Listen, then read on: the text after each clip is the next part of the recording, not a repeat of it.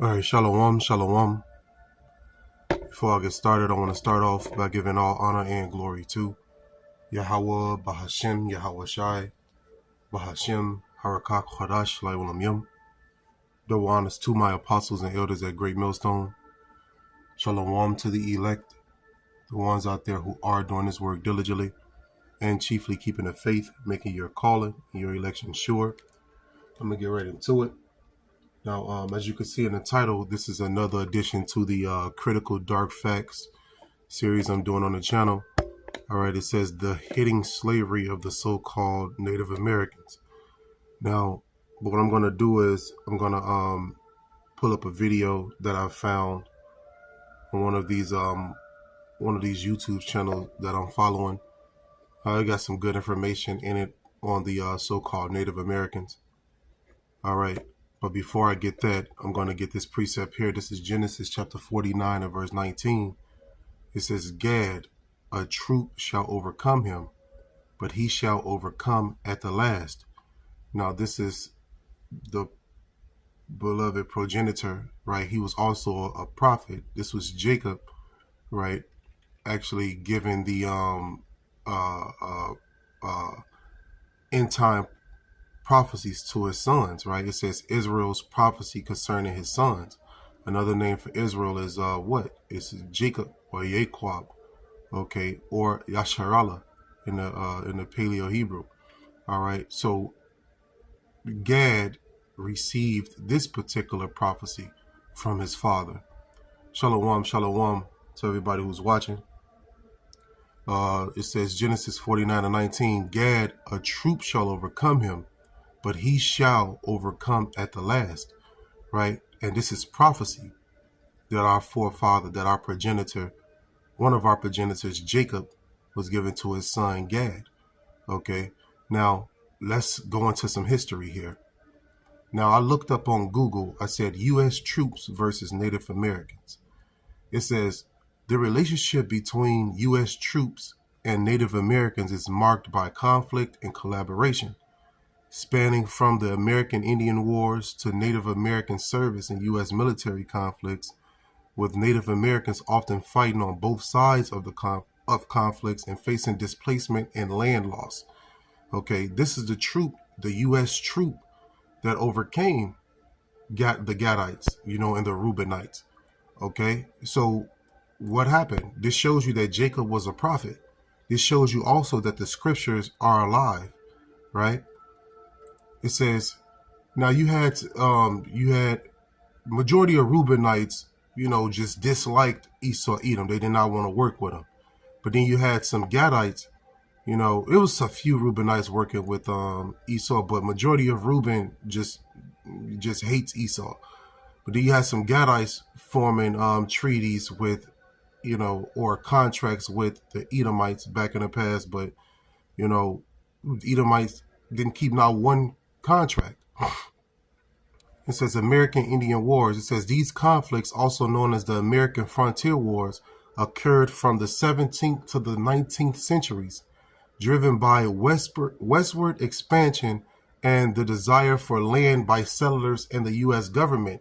So the lands that you see that are occupied right now, right, by these Americans was once owned or once belonged to the so-called Native Americans, right, the so-called Indians, right? But these people have murdered millions upon millions of these so-called Native Americans just to take this land. Okay, and then the hypocrisy of these people, they tell others that they're immigrants, but really they're the immigrants. This land don't belong to them. It says Native American resistance.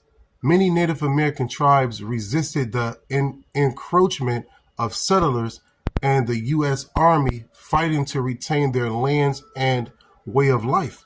Okay, so you had the tribes fighting Esau Edom, but they inevitably lost because of the Lord. The Lord have ordained all of this to take place already, right? And the Lord told Gad through Jacob that this was going to happen to him, right? So it had to come to fruition. The troop had to overcome Gad. All right, so we can be in this place right now today, right? So we can have this truth right now, you know? Now, let's continue on. It says the displacement and land loss. It says the U.S. government pursued policies aimed at removing Native Americans from their ancestral lands, leading to displacement and the creation of the reservation system. You see? So let's go into the reservation system real quick. It says the reservation system in the United States refers to the federal policy that designated specific areas of land for Native American tribes, resulting in their confinement and separation from the expanding American population. You see, so they've set them on plots of land, right, and gave them the bare minimum to survive. Hey, man, these reservations are hellholes, man, right? They're hellholes, man. Hey, Jacob's suffering in these reservations, man. You know, you can see here it says map of U.S. Indian reservations, and you can see where it's highlighted at. This is where they, redlined Gad to these reservations, and actually a lot of kidnapping and a lot of graping goes on those reservations. Esau Edom actually kidnap Native Americans, man, and sell them into sex trafficking, sell them into modern day slavery. All right, you would be surprised. You know how they got an Amber Alert? You would be surprised how many so-called Native Americans are kidnapped off of their lands. It's actually it's an epidemic. It's an epidemic for real, man. They taking a lot of Gadites off of reservations and selling them into trafficking, or trafficking them, should I say. It says Native American service in the U.S. military. Native Americans have served in the U.S. military in various conflicts, including the Revolutionary War, the War of 1812, the Civil War, and the World Wars I and II, often with high rates of enlistment. So you will have, Jake going against Jake, because Esau really couldn't fight. It really couldn't fight the Gadites, man. The guerrilla warfare that came about, Gad was just destroying the troops, right? So what did Esau Edom have? What did Esau Edom do? He enlisted Israelites against Israelites, man.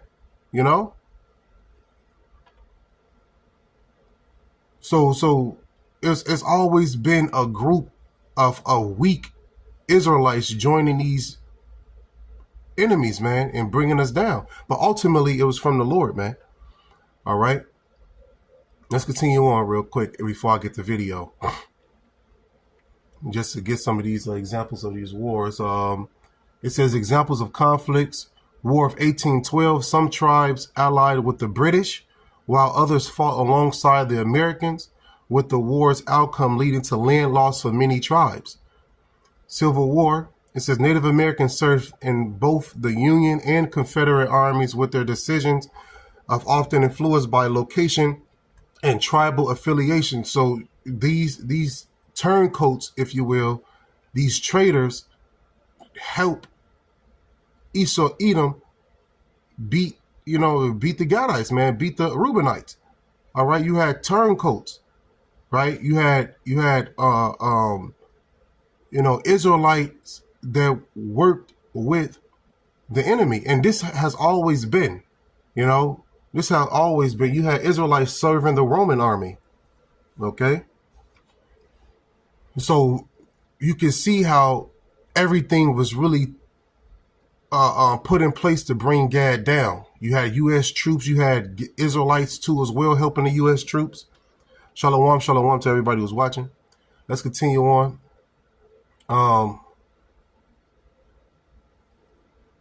Let's see.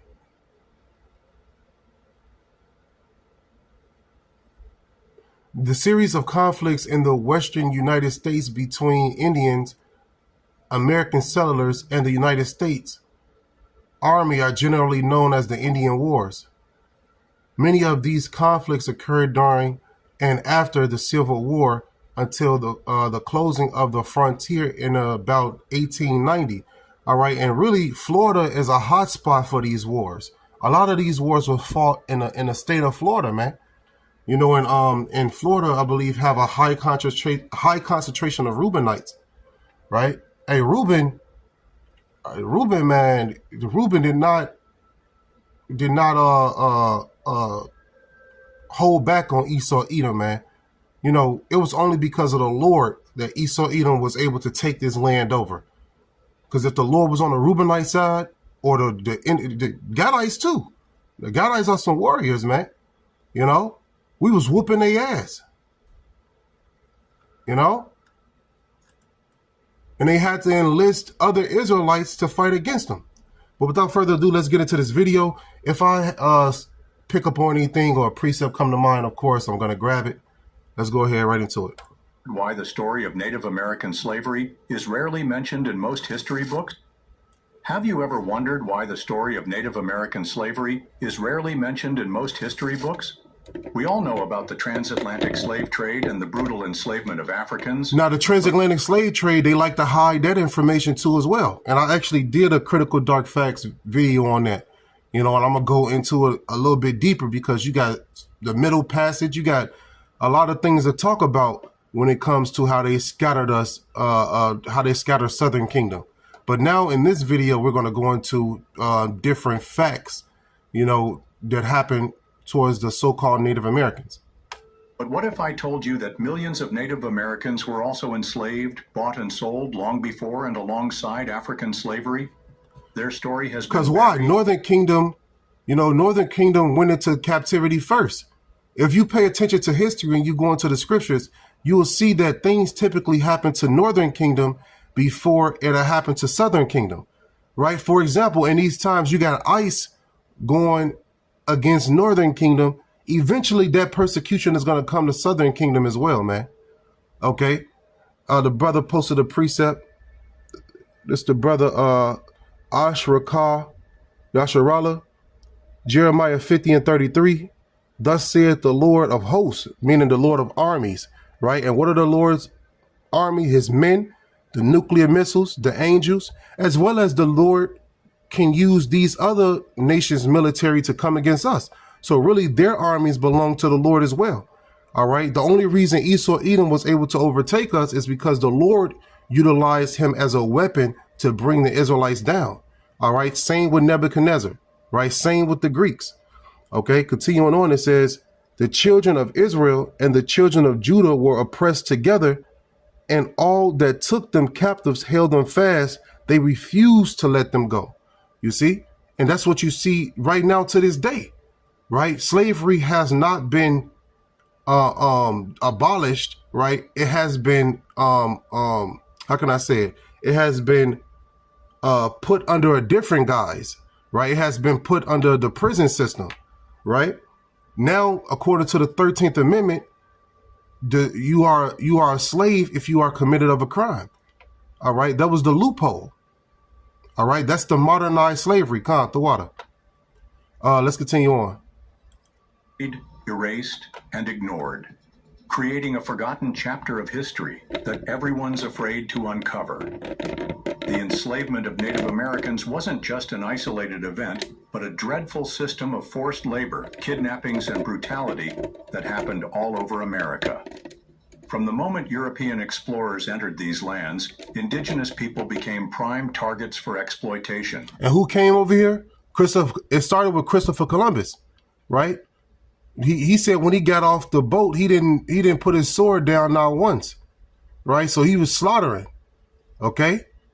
They killed over 200 million so-called Native Americans in order to have this land that we have today, you know, or the land that they have today, the United States.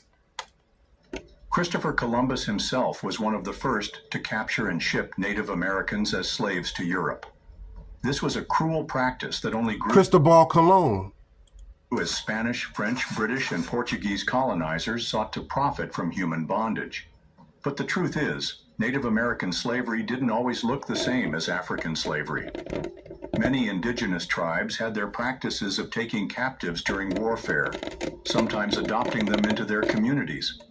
However, when Europeans arrived, they transformed these customs into something far more extreme: an organized, ruthless trade in native lives.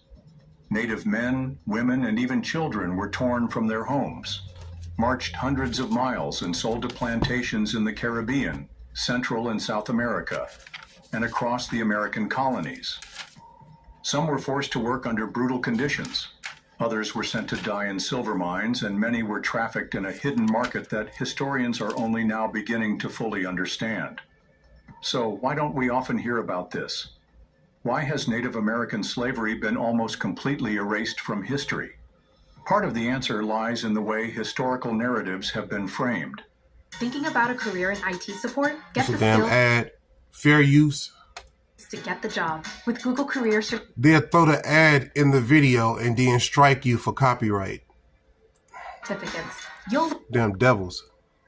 When African slavery became the dominant system, the enslavement of Native Americans was either phased out, mixed into African slave populations, or simply forgotten. Colonists who wrote history focused on their struggles and victories, while the voices of indigenous people, many of whom were wiped out by war, disease, and forced labor, were silenced. Another reason is that Native American slavery didn't follow a single obvious pattern like the transatlantic slave trade. Instead of massive ships carrying enslaved people across the ocean, much of this enslavement happened through small-scale raids, local trades, and forced servitude in colonized territories. It was a more scattered, hidden system, yet just as cruel and devastating. However, this forgotten chapter of history shaped America as much as African slavery did. It built economies, fueled wars, and destroyed entire civilizations. Many of the roads we drive on, the cities we live in, and the institutions we rely on today were constructed through the suffering of indigenous slaves. Many enslaved Native people were forcibly assimilated, their cultures stripped away, and their descendants left searching for their true heritage. And that's what they wanted to do, according to Psalms 83, right? Make sure the name of Israel may no longer be in remembrance. So what they did was they assimilated. They forced the so-called Native Americans to become part of their community, but at a, as slaves, as not even human. All right. Like they consider us still 3/5 of a man to this day, man. Okay. But before I continue on there, I'm going to read this precept. This is Deuteronomy chapter 28 and verse 25. It says, "The Lord shall cause thee to be smitten before thine enemies. Thou shalt go out one way against them and flee 7 ways before them, and shall be removed into all the kingdoms of the earth." You see? So the Lord is the one who did this, man. Okay? The Lord is the one who caused these enemies to come against the so-called Native Americans to remove them into all kingdoms, right? To make us slaves under these damn devils, man. All right? And it was the judgment from the Lord. Hey, before Christopher Columbus came over here, hey, you had the so-called Native Americans. They was wicked. They was eating each other and shit, taking each other's hearts out. A northern kingdom was wicked, and the Lord sent judgment upon them, But now the Lord is gonna, bring them back to the mindset, the true mindset, right? Which is this truth, trusting in Yahweh B'Shem Yahushua, and those who do that, man, shall be delivered. But you're gonna still have a lot of Gadites who don't follow the truth. They're gonna be destroyed, in a nuclear missile fire. They're gonna be destroyed by teeth of wild beasts. Because you still got wicked ass so-called Native Americans out there that don't want to follow the Lord, right? Just like you got wicked ass Negroes, right? so-called blacks that don't want to follow the Lord, So ultimately, this was a punishment from the Lord. It says, I'm gonna go down to verse 31. It says, Deuteronomy 28 and 31, "Thy ox shall be slain before thine eyes, and thou shalt not eat thereof." And you had a culling of the buffalo, right? They slaughtered a lot of buffalo, man.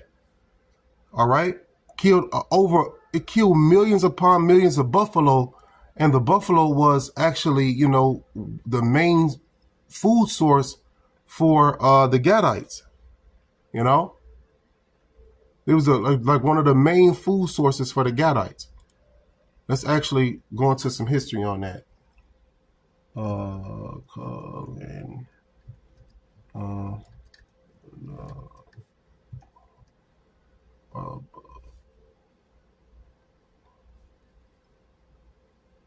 let me see. What was it? Let me see. I'm trying to look it up correctly. The correct name.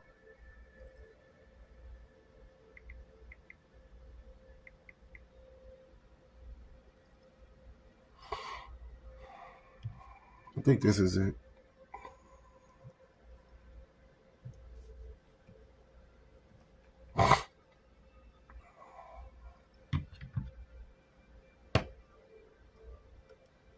See, that's not what I wanted. It was another article that I seen, the culling of the buffalo, but they're not pulling that up. Let me see if I could do it this way.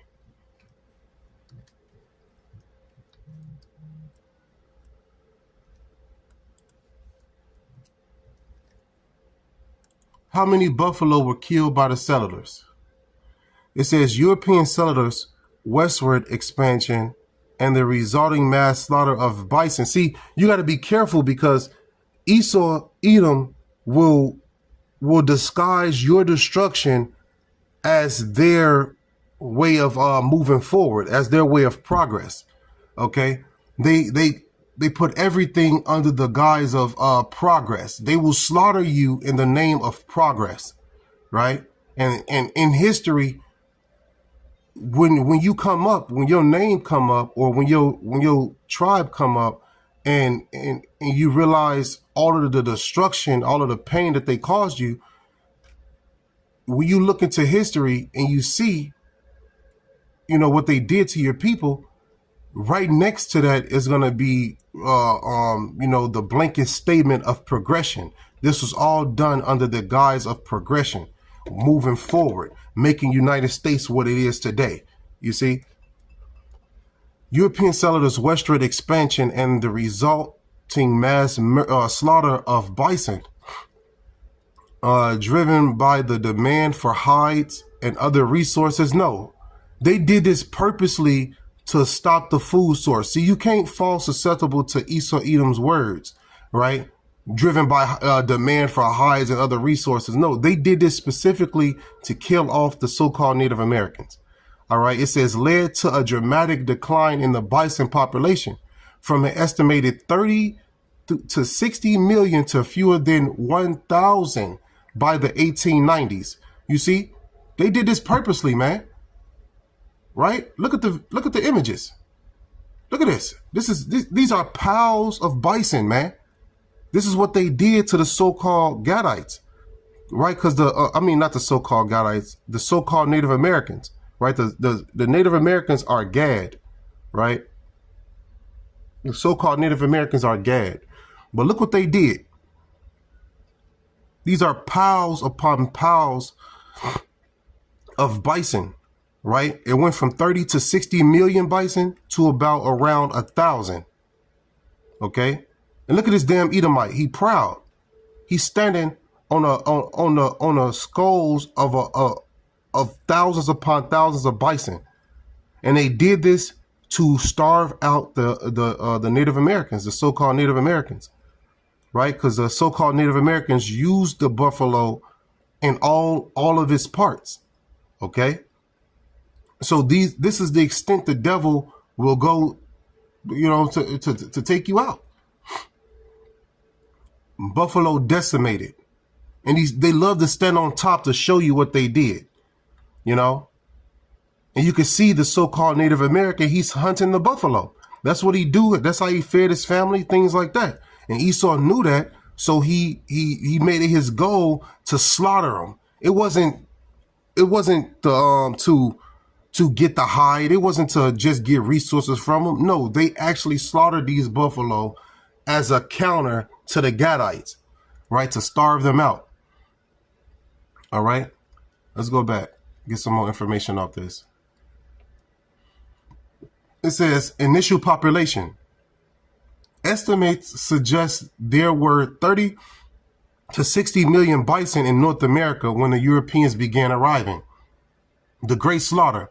The period from about 1820 to 1880 saw a massive decline in the bison population, driven by the westward expansion of settlers. Like I said before, they hide Great Slaughter. That's what they do. They hide Great Slaughter under the guise of progress, under the guise of expansion, right? That's what they do. It says the demand for buffalo hides for belts and industrial machines and the military's directive to destroy buffalo as a way to control American Indians. That's the truth. Okay? That's the truth right there. They did it to control the so-called Native Americans. You know? That's it. That's why they killed, murdered millions upon millions of them. Just like they murdered the buffalo, they murdered the so-called Native Americans too. Like I said, over 200 million plus Native Americans have been, destroyed off of this land. Okay, let's go back to that video. And the institutions we rely on today were constructed through the suffering of indigenous slaves. Many enslaved Native people were forcibly assimilated, their culture stripped away, and their descendants left searching for their true heritage. And here's the most shocking part. Native American slavery didn't just vanish with the end of colonization. Some forms of indigenous servitude continued well into the 20th century. Children were stolen from their families and placed into government-run boarding schools, where they were forced to abandon their language and identity. Others were used as unpaid laborers under the guise of apprenticeships or indentured servitude long after slavery was officially abolished.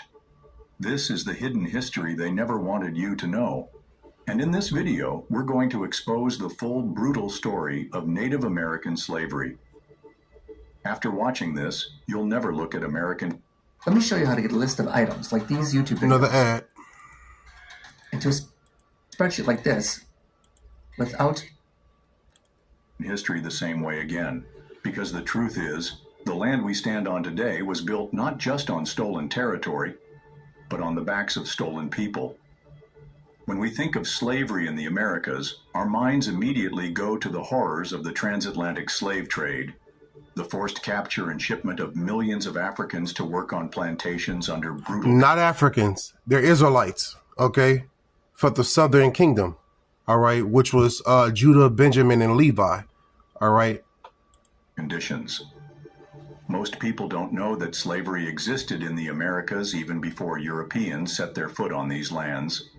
Indigenous tribes had their systems of captivity, forced labor, and servitude, though they functioned very differently. Now, this is the damn devil trying to justify why they were able to come over here and do the same thing these people were doing. Listen, they was wicked, all right? Like I said before, you had these Native Americans over here in this land doing grotesque things to each other, all right? But that still don't justify Esau Edom coming over here and eradicating over 200 million of them, okay? That's why the Lord is going to pay their ass back for what they have done, man. That's why in the end, right, gas shall overtake the troop. And that's going to actually happen, man. You know? From the chattel slavery that would come later. To start with, let's look at how indigenous What did he society say? I knew he was trying to justify. Hold on. in the Americas even before Europeans set their foot on these lands. Indigenous tribes had their systems of captivity, forced labor, and servitude, though they functioned very differently from the chattel slavery that would come later. See, they functioned differently than the chattel slavery that came later.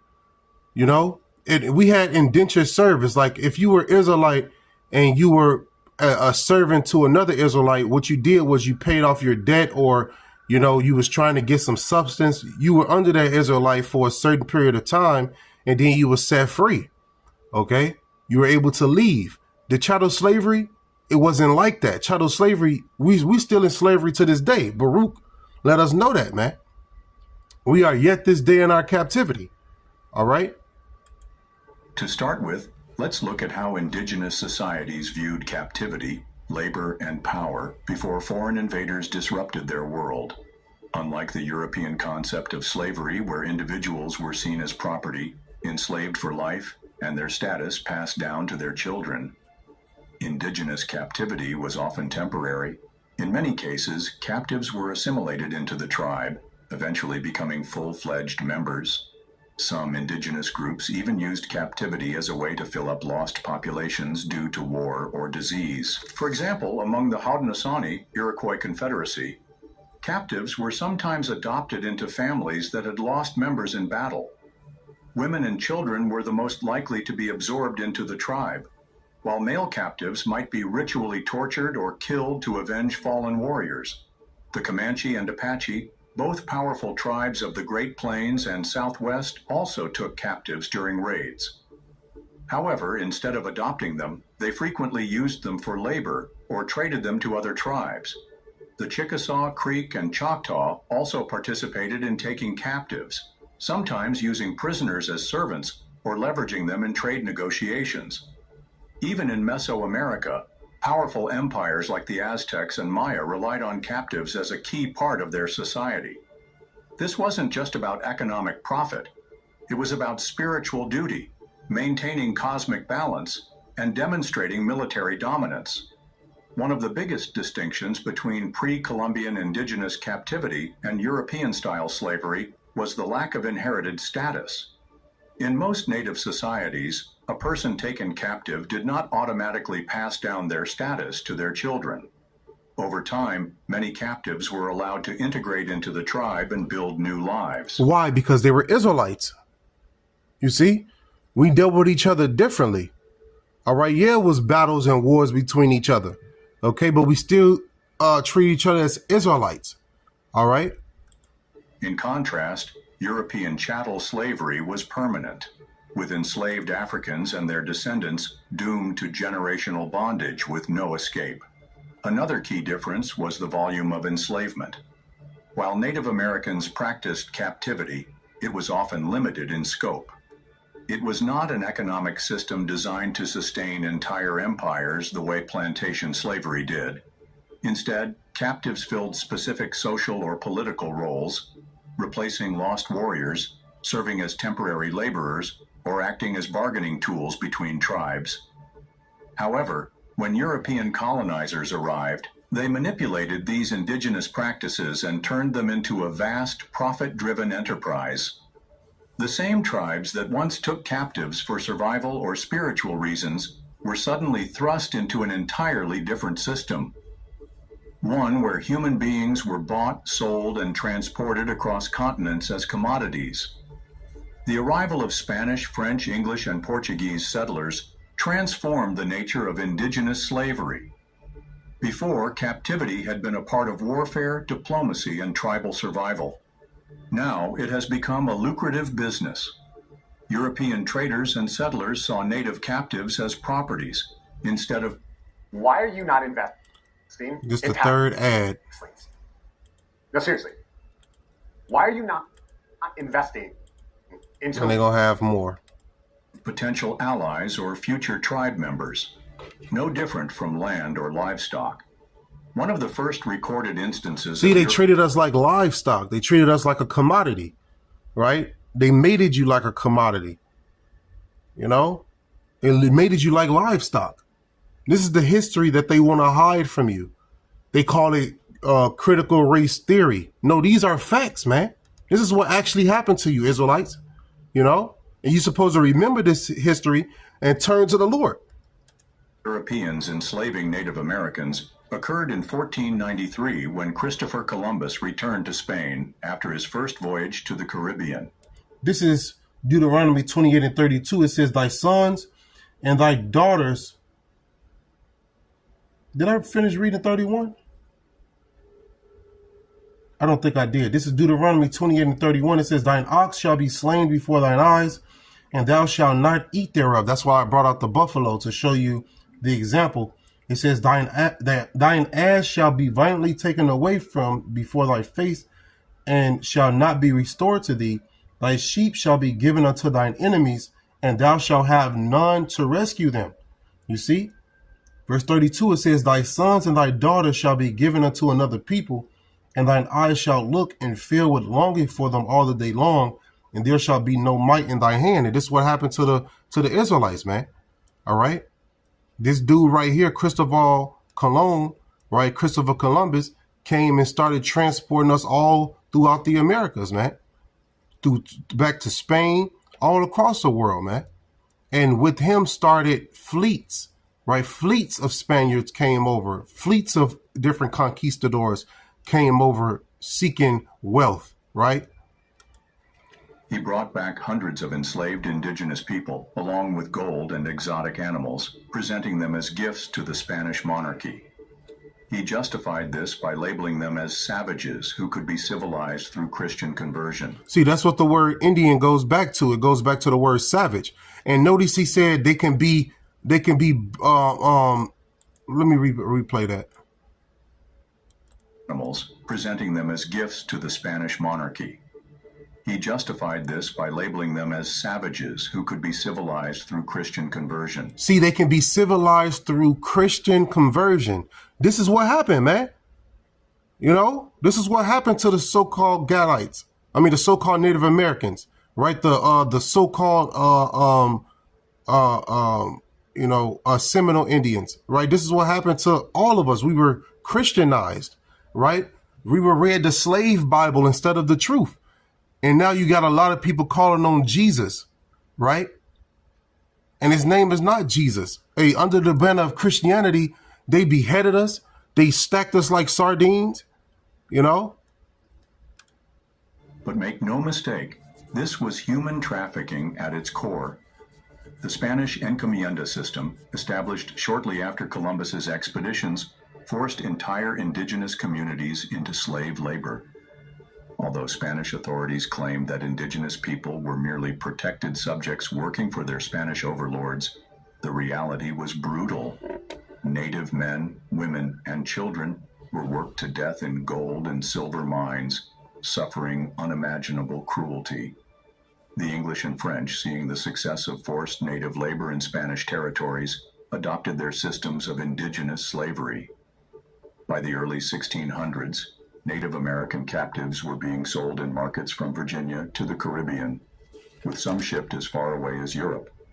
Tribes that had once practiced small-scale captivity found themselves in a growing trade of human lives, whether as captives themselves or as participants in capturing and selling rival tribes to European buyers. Still, the damage had already been done. The centuries-old indigenous practices of captivity had been twisted and weaponized into a brutal transcontinental trade. For the European powers... No, every since the beginning, it's been a difference between indentured servants and actual slaves, okay? And actual slavery. Like I said before, if you're an indentured servant, you can, and you're an Israelite, especially when the year of Jubilee come up, you'll be set free, right? But these people, man, they came with an horrendous slavery. And how can I say it? The wickedness that took place in this chattel slavery, in the slavery of the Israelites, it cannot be measured up to anything, right? It surpassed the Holocaust, all of that, right? Millions upon millions of us have been slain, right?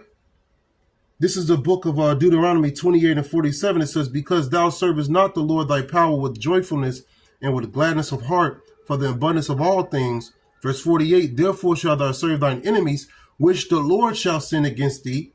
Right? The Lord sent them against us in hunger and in thirst and in nakedness and in want of all things. And he shall put a yoke of iron upon thy neck until he have destroyed thee. So this is what you're seeing, right? The scriptures, they are alive, right? The Lord said we were going to go into slavery, and this is what happened, right? I'm showing you proof, you know? Free for land, resources, and wealth, enslaving indigenous people was not just a convenience, but a necessity. But what made Native American slavery so different was the way it evolved. Welcome to OCC Another ad. Learning, an e-learning platform where investors can find realistic. How it was justified, and why it eventually became overshadowed by the African slave trade. Looking at the story of Native American slavery that began with Christopher Columbus. In 1492, when Columbus arrived in the Caribbean, he wasn't just searching for new lands, he was looking for riches. When he couldn't find enough gold to satisfy his backers in Spain, he turned to another valuable commodity, people. Columbus wrote in his journals about how easy it was to capture the indigenous Taino people, remarking that they would make good servants and could be taken as many as needed. By 1495, he and his men had kidnapped over 1,500 Taino, shipping hundreds of them back to Spain in chains. Those who remained in the Caribbean were forced into brutal labor systems, mining gold, and working on plantations under horrific conditions. Many died from high workload, malnutrition, and disease, leading to a catastrophic population decrease. Within a few decades, entire indigenous societies in the Caribbean were wiped out. But Columbus was just the beginning. Once the Spanish crown saw the potential for enslaving indigenous people, it became an institutionalized system. As Spain expanded its empire across the Americas, the demand for labor... Now notice that word. It became an institutionalized system. And that's the same thing we have today with the prison systems, right? It's an institutionalized system. You have Jake come out of the prison systems institutionalized. They can't make it in regular society because they have been accustomed to the rules of prison for so long, so they end up going back. Slavery is still here, man. You got Jake under Stockholm syndrome, and they love their enemy now. They thinking by them loving their enemy, that will stop him from whooping their ass. They thinking if they love their enemy, that will stop them from murdering them, but it will not, right? Esau has a perpetual hatred against us, man. And what's that? Ezekiel 35. Jake trying to save the enemy that hates them. You're really supposed to be separating from this man via this truth, via the Lord. But Jake loved the enemy with Stockholm syndrome, man. By you loving the enemy and kissing his ass don't mean that, he's going to stop whooping your ass. This is Ezekiel 35:5. It says, because thou hast had a perpetual hatred and when you go into that word perpetual, it means continual, right? It means forever. All right. It says, because thou hast had a perpetual hatred and hast shed the blood of the children of Israel by the force of the sword in the time of their calamity, in the time that their iniquity had an end. Verse 6, therefore, as I live, saith the Lord power, I will prepare thee unto blood, and blood shall pursue thee. Since thou hast not hated blood, even blood shall pursue thee. Now, all of the blood shed that happened on this land, it's going to pursue Esau Edom, right? Esau Edom is going to be wiped out by the Israelites, according to Obadiah, right? Because of their perpetual hatred, Look at the yoke of iron. I read to you Deuteronomy chapter 48. There go the yoke of iron right there that was put on our necks. So it shows you that the Bible is alive, man. The correct Bible.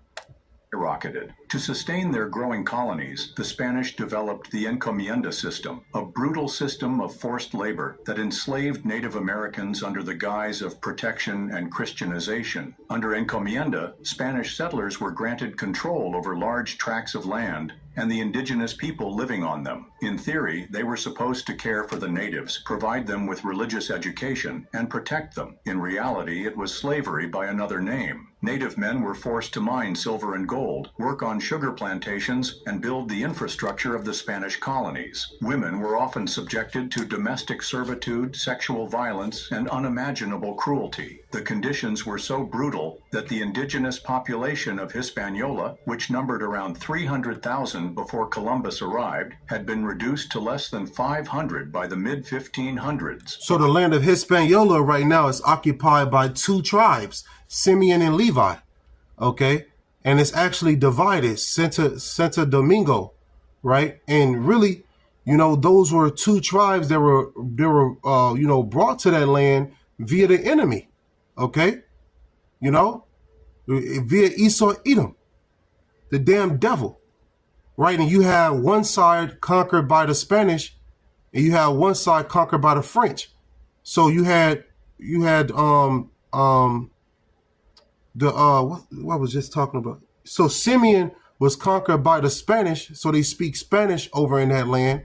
And then you had the Haitians, right? The so-called Haitians, all right, which are Levi, they were conquered by the French, so they speak Creole or French. You see? The brother posted a precept, GMS Memphis Kodash 777, Numbers 35 and 33. It says, so ye shall not pollute the land where ye are, for blood it defileth the land, and the land cannot be cleansed of the blood that is shed therein, but by the blood of him that shed it. So the Lord is going to reward Esau Edom double, right? We're going to pay them back for what they have done unto us, man. You know, when the Lord returns, he's going to do two things. He's going to enact vengeance upon all his enemies, and he's also going to deliver his elect, right, from the four corners of the earth. So let's get back into this video. Across the Americas, millions of indigenous people perished under Spanish rule. As reports of Spanish atrocities spread, some Catholic missionaries, like Bartolomé de las Casas, protested against the enslavement of indigenous people. But instead of ending slavery altogether, Spain and other European powers simply shifted toward enslaving Africans instead. Spain wasn't the only European power that saw Native American slavery as a profitable enterprise. Portugal, France, and England all participated in enslaving indigenous people, each having their methods and motivations. Portugal was heavily involved in the indigenous slave trade, especially in South America. Portuguese colonizers enslaved tens of thousands of indigenous people in Brazil, forcing them to work on sugar plantations. When the local populations resisted or died from disease, the Portuguese began importing African slaves at an increasing rate. The French focused on enslaving Native Americans in Canada and Louisiana.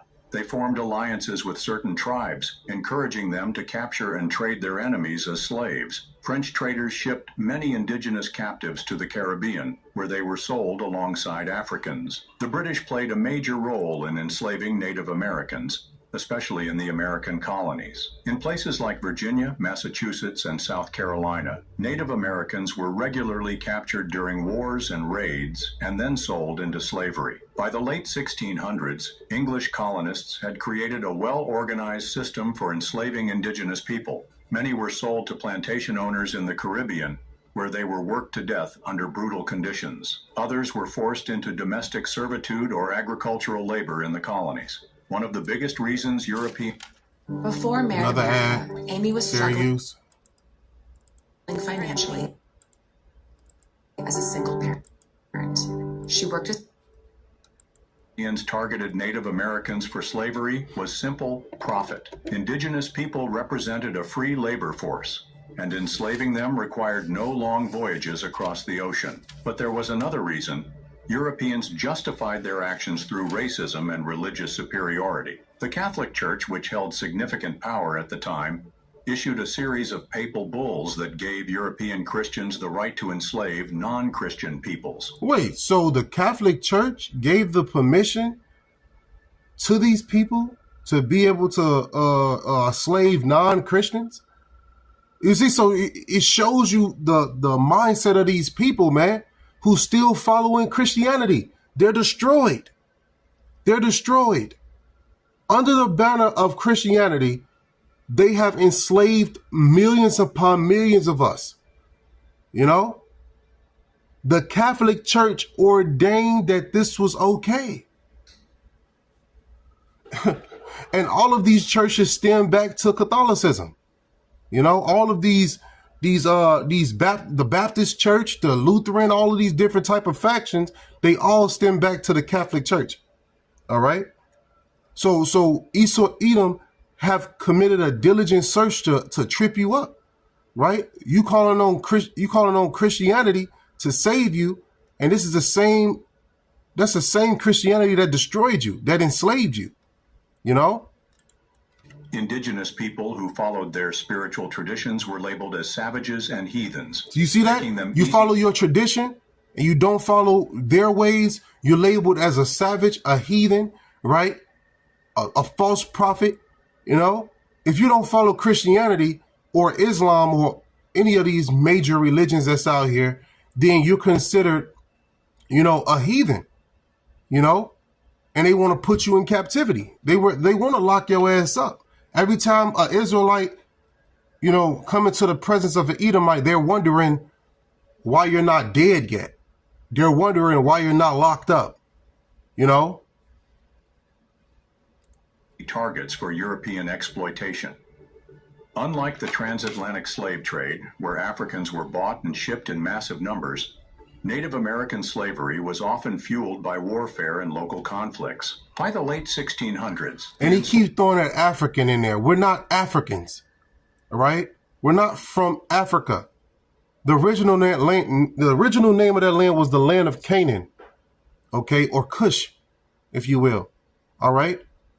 Just because they conquered one terrain over there and named the whole continent after Leo Scipio Africanus, it don't make us Africans, right? That's just another way where they can hide who we truly are, right?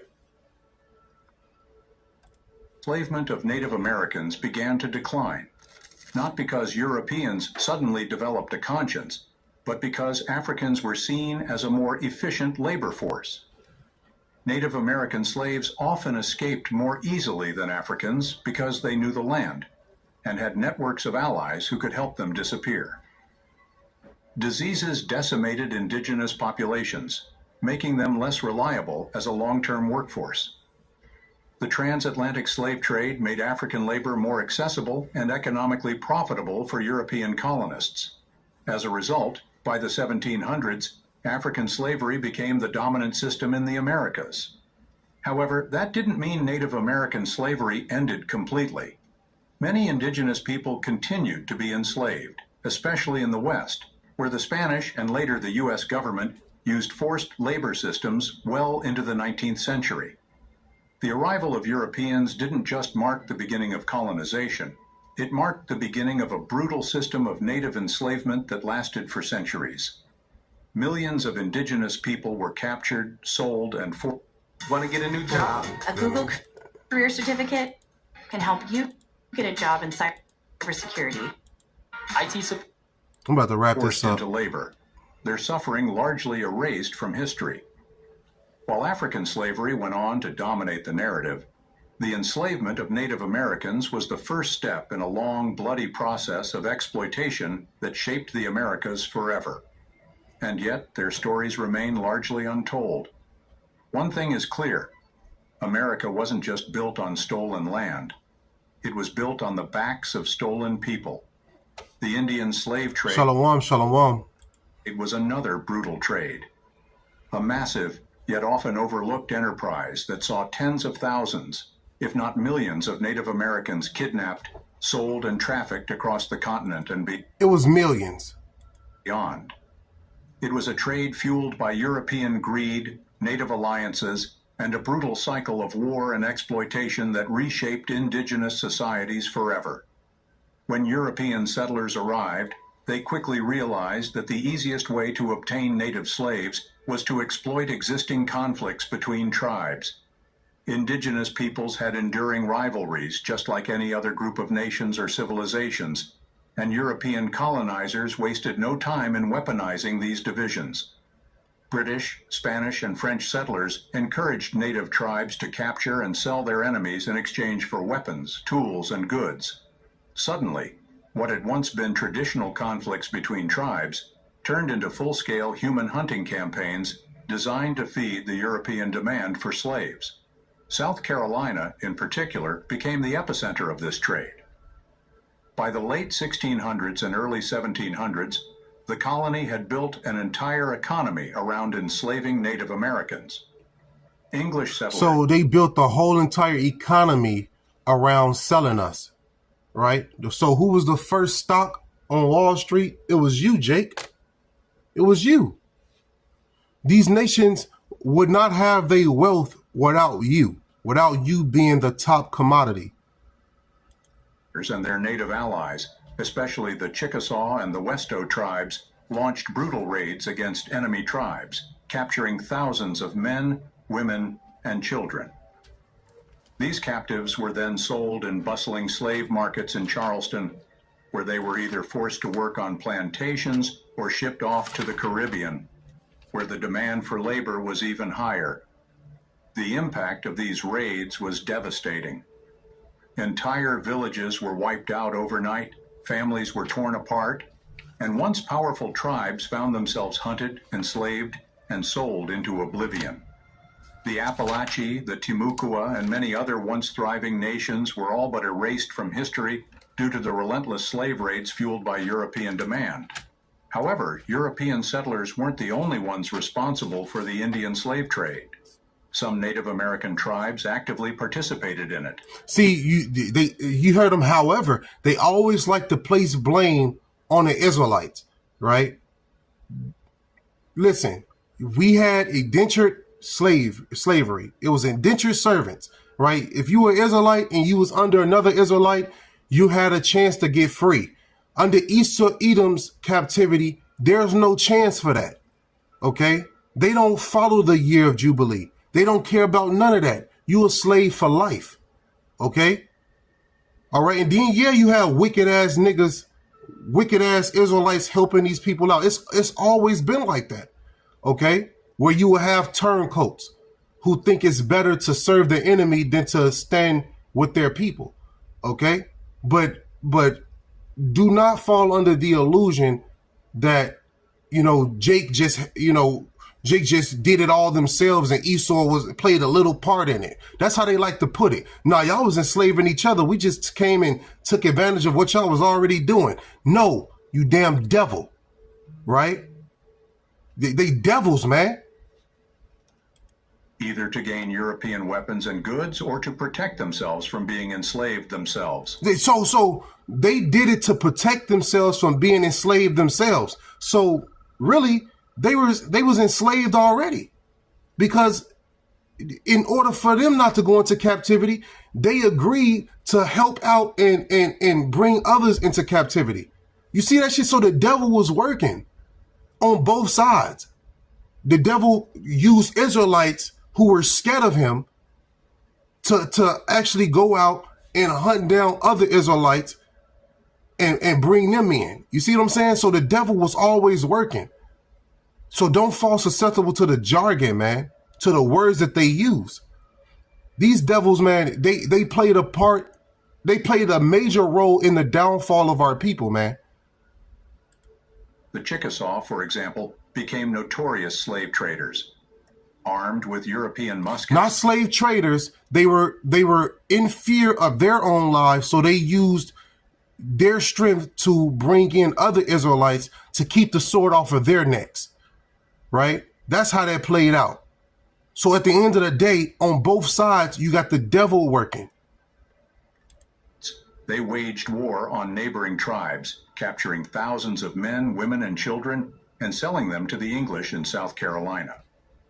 So it was either get down or lay down. And you had some of our tribes, they got down with them, man. And the Yamasee did the same, raiding weaker tribes and delivering captives to colonial slave markets in exchange for guns, ammunition, and trade goods. For some tribes... But they was fools, because eventually they went into slavery too. So they thought that they were going to save themselves, but ultimately they went into slavery too, man.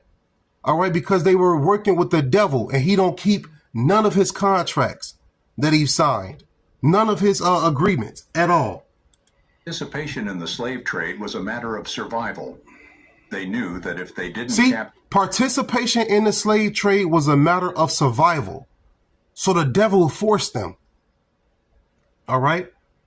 Don't fall susceptible to the words that dude used in this video talking about, however, they enslaved each other. Nah, man, listen. These people forced they forced them to capture their own, man. Because why? They couldn't catch them. Hey, Gad is fast. All right. They had to send other Israelites to capture Israelites, man. They had to put other Israelites at war against other Israelites in order for them to win this place. For guns, ammunition, and trade goods. For some tribes, participation in the slave trade was a matter of survival. They knew that if they didn't capture and sell other native peoples, they could easily become the next victims. It was a brutal cycle, one that forced many indigenous groups into impossible moral dilemmas. But while some tribes profited from the trade, others suffered severely. The Cherokee, for instance, were among those who tried to resist the European slave trade. But even they were eventually drawn into it, facing pressure from English settlers who demanded slaves in exchange for trade goods. Some Cherokee leaders resisted, while others saw it as a necessary evil. In the end, the internal conflict over slavery contributed to divisions that weakened the Cherokee Nation in the centuries to come. What happened to Native Americans after they were captured? The answer is horrifying. Unlike African slaves, who were often enslaved for life under European laws, Native Americans were subjected to a more unpredictable and brutal fate. Some were forced to work on plantations in the Carolinas, enduring the same backbreaking labor and inhumane conditions as African slaves. Others were sent to the Caribbean, where they worked under scorching heat in sugarcane fields, often dying from exhaustion and disease within just a few years. However, many Native American slaves were not kept in the colonies at all. They were trafficked elsewhere, scattered across Spanish, Portuguese, and French territories. And why is that? Because they knew the land, and they knew that they can escape, and they knew that they can be hidden in the land. So these damn devils, they transferred a lot of the people who were indigenous to this land. They transferred them out into the other lands, and like British and the Caribbeans and things like that, because they didn't know that terrain, you see? And they brought the so-called Africans, right, which were the Southern Kingdom, they brought them to this land, right, America, and, you know, Southern Kingdom didn't know this land like that. You still have runaways, but they get caught more frequently than the so-called Native Americans, right? So this is a plan from the wicked to divide and conquer, right? To transport you to a land that you don't know, so that way it more than likely you're not going to try to flee. Some were shipped to the gold and silver mines of Mexico and Peru, where they worked to death in underground tunnels. Others ended up in European households, forced into domestic servitude in Spain, Portugal, and even as far away as North Africa. Women and children suffered some of the worst fates. Native women were often taken as concubines or forced into marriage with European settlers. Their identities. Wait, let's not move forward, because they did wicked shit to the men too. All the buck breaking and all their homoerotic behavior towards the men. Like, these people are natural homosexuals, man. All right, these so-called Edomites, you know, were erased as they were absorbed into colonial households. Young native girls were often sent to work as servants in wealthy colonial homes, while young boys were trained as laborers and expected to work until they were of no use. Perhaps most disturbingly, Native American slaves were considered expendable. Because they were easier to capture than Africans and often died quickly due to disease and workload, European settlers treated them as disposable laborers. They were bought, sold, and replaced at an alarming rate. And when they resisted, they were slaughtered in mass killings designed to instill terror among those who remained. The impact of the Indian slave trade was catastrophic. Entire tribes were depopulated, and their members were either killed, sold into slavery, or forced to flee their homelands. Some native groups, like the Westo and the Timucua, were completely wiped out and erased from history by the relentless violence of the trade. Others were forced to migrate, abandoning their ancestral lands in search of safety, only to be met with more conflict and displacement. The cycle of war and enslavement also created deep divisions among native peoples. Tribes that participated in the slave trade found themselves pitted against those who resisted, which led to decades of internal strife and bloodshed. The trade fundamentally altered indigenous societies, weakening them at a time when European colonization was expanding at an unstoppable rate. And perhaps worst of all, the horrors of native slavery were largely forgotten. Unlike African slavery, which left behind a wide record of documentation and historical acknowledgement, the enslavement of Native Americans was intentionally erased from the narrative. Many Native people who were enslaved were later labeled as indentured servants, or simply disappeared from the historical record altogether. And that's why I'm doing this video, right? That's why I'm doing this video, to show you that this actually happened and that this continued to happen. All right? They wasn't indentured servants. They were slaves, man. It's a difference. This is one of the darkest and least discussed aspects of American history. It is a wound in Native American communities that has never fully healed. For over 2 centuries, Native American slavery was a brutal yet essential part of the colonial economy. European settlers captured and enslaved indigenous people, forcing them to labor in plantations, mines, and households across North America and the Caribbean. The enslavement of Native Americans was widespread, deeply entrenched, and often as brutal as African slavery. So why did it decline? What caused the shift from enslaving Native Americans to the near exclusive reliance on African slaves? The answer isn't simple. It wasn't because of some moral awakening or a sudden realization that enslaving indigenous people was wrong. Instead, it was the result of practical and economic shifts. Factors like disease wiping out much of the native population, the increasing profitability of African slavery, and the changing policies of colonial powers. Native American slavery didn't disappear overnight, but by the late 1600s and early 1700s, it was declining across the colonies. Entire villages were wiped out within a matter of years. Historians estimate that in some... Because you had a lot of Israelites, right, a lot of so-called Native Americans, they wasn't going. They rather die than to be under Esau Edom. So that's what happened to them. They was put to death, you know? Regions, up to 90% of the indigenous population was wiped away from disease alone. Native slaves, who were often forced into harsh conditions with little food, poor sanitation, and exposure to European settlers. So watch this precept. This is Deuteronomy chapter 28 and verse 21. It says, "The Lord shall make the pestilence cleave unto thee until he have consumed thee from off the land whither thou goest to possess it." You see, it links up. The pestilence that killed a lot of so-called Native Americans, the Lord did it, man. And when Jake realized that the Lord did all these things, that's when you wake up and you start to fear the Lord. Esau Edom couldn't do none of this without the Lord giving him the power to do so. You know? Were particularly vulnerable. Enslaved natives frequently died within a few years of capture. Watch this. This is Deuteronomy chapter 28 and 22. It says, "The Lord shall smite thee with a consumption, and with a fever, and with an inflammation, and with an extreme burning, and with the sword, and with blasting, and with mildew, and they shall pursue thee until thou perish." You know? So this is why over 200 million so-called Native Americans was wiped off this land. Right? It was ultimately the curse from the Lord in the Bible. And that's how you know we're the Israelites. Right? You know we're the Israelites because we're under the curses. Right? The Lord cursed his people. You know? Making them a less reliable labor force in the eyes of European colonists. Unlike Africans, who were shipped in massive numbers and had higher survival rates in European settlements, Native Americans proved difficult to sustain as a long-term enslaved population. Colonists realized that relying on native slaves was not as economically beneficial as they had originally hoped. The mortality rate was simply too high, and as more indigenous people died, the supply of new captives began to shrink.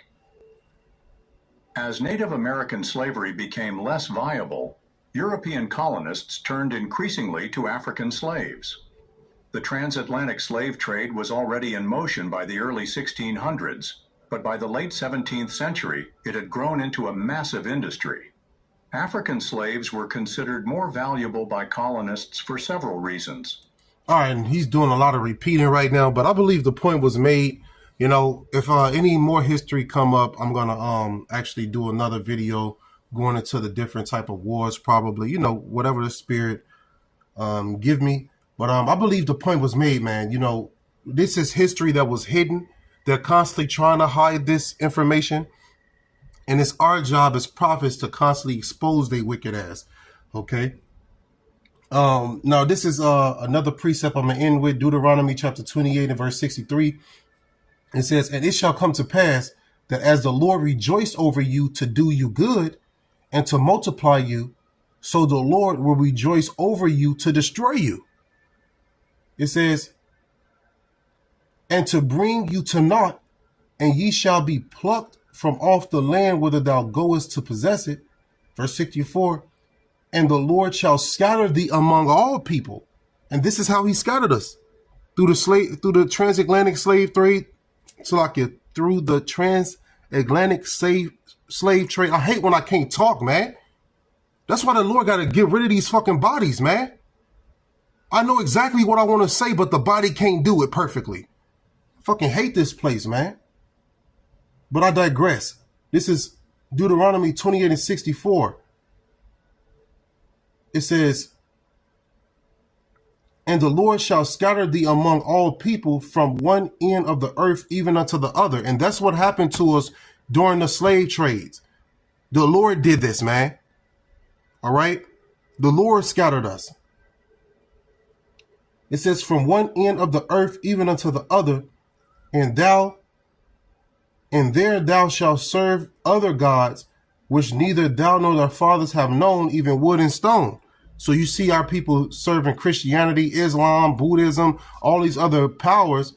They doing this because they were set in captivity under these nations, and the religion was forced upon them. You know, it was forced upon the Israelites.